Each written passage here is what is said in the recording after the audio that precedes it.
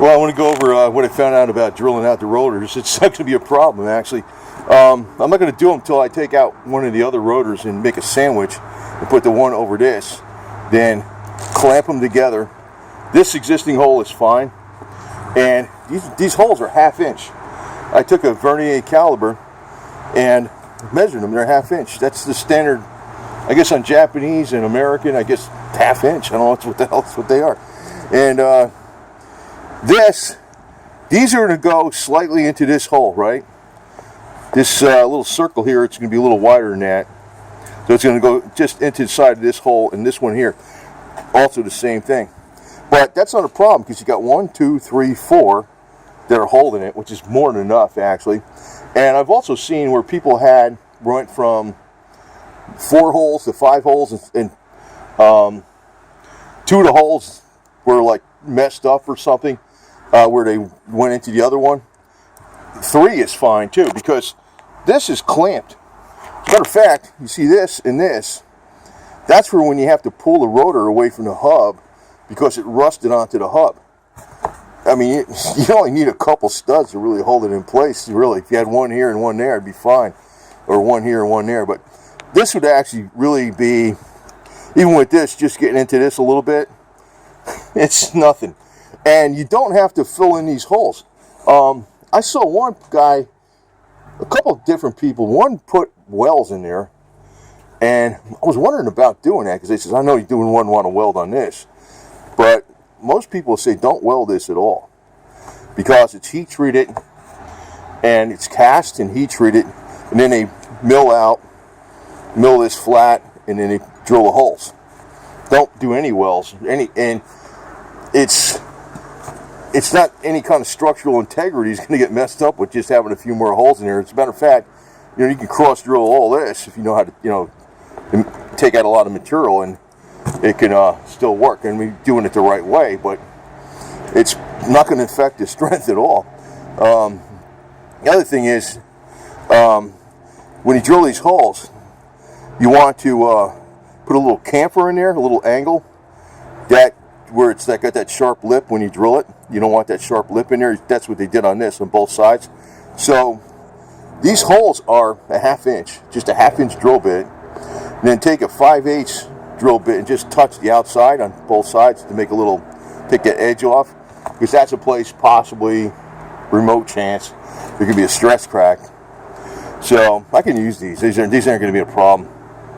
Really problem solved.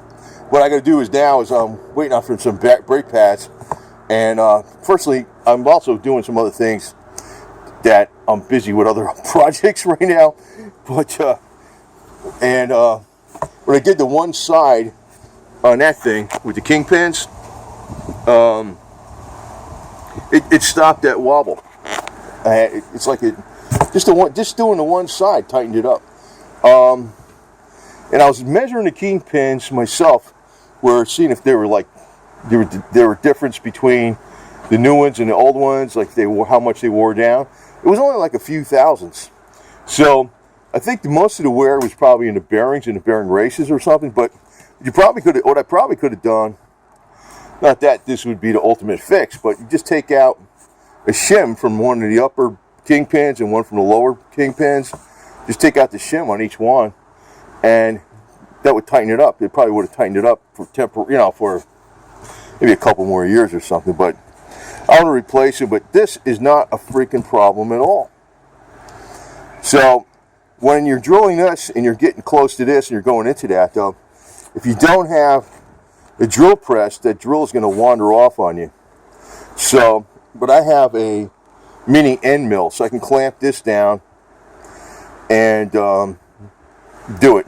So the way I'm going to do this is I'm going to take the old rotor, have it flipped over this way, over this.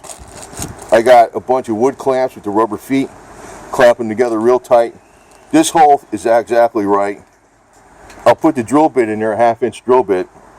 I'll just start it, not drill all the way through. Just start it so I have the exact center, and have it make a dimple in it pretty far down. Then I'll take the mini end mill and run them through, and that's it. I'll be good to go. That's not a freaking problem. So even though this part, if you're gonna try, I bet you if I got these things from Japan, they might be like $150 or more each. Like, that's stupid. That'd be ridiculous. So just drilling them out. There's not going to be any problem whatsoever with that. But I heard two different things about. Most people say don't fill up the holes, don't weld up the freaking holes or nothing like that. I kind of agree with that because that doesn't make sense. And why the hell would you do that if you don't need to? You know, I mean, and like on something like a rotor, the wheel is clamped on this side and the hub is on that side. It's like, it's not like, there's absolutely no structural integrity messed up because it's not like it's the wheel itself or the hub itself or something, or some more metal taken out where that's holding something up. This is just clamped together all as one unit, so it's not going to just have, you know, this, you know, 4 extra holes in here. That ain't gonna do shit. That ain't gonna do nothing. So it's really freaking simple, Simon says, but I gotta get to it. I just freaking it's just like every freaking time I turn around, it's like time flies, man. You know how to deal, right? That's what the hell it is. But I just figured I'd put this out there. This is no big deal. This is no freaking big deal. It's like I said, the best thing to do, I guess, is just make a template using your old rotor, clamp it together, start the drill bit, and once you want to use a drill press.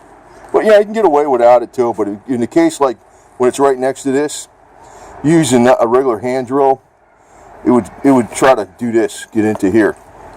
So you'd want to use a drill press or mini end mill, and then you got a camfer, you know, just a little. Take the edge off of this right over here. Just take the edge off of that. So use like a 5/8. I think the hardest part is going to be you're going to have to get 2 sharp drill bits because this is pretty thick. This is 3/10 of an inch thick. So that's, you know, more than a 1/4 inch. And I'm trying to figure out what the hell that would be in millimeters. It's actually 7.5 millimeters thick. But I don't know.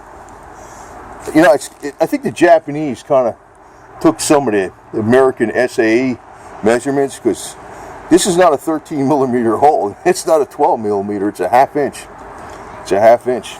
And that's pretty much standard everywhere. Either a 1/2 inch or the big ones might be 5/8, but pretty much everything out there, they're 1/2 inch.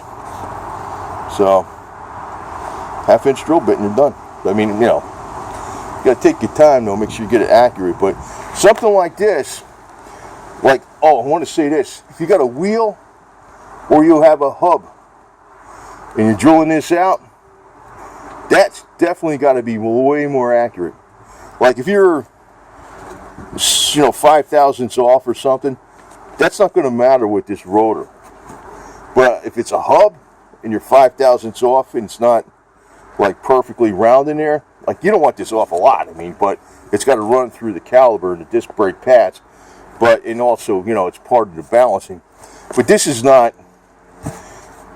it's not like, you know, it's not like the hub where the whole wheel is attached to it. If you're doing this with a hub, you want to take this to like a CNC machine shop or something, you know, and have this done. But you could do this, something like this, you could do this on your own. And you don't need a mini end mill. You can just get a drill press. You know, you can probably get a drill press for like $60 or something, so ain't too bad.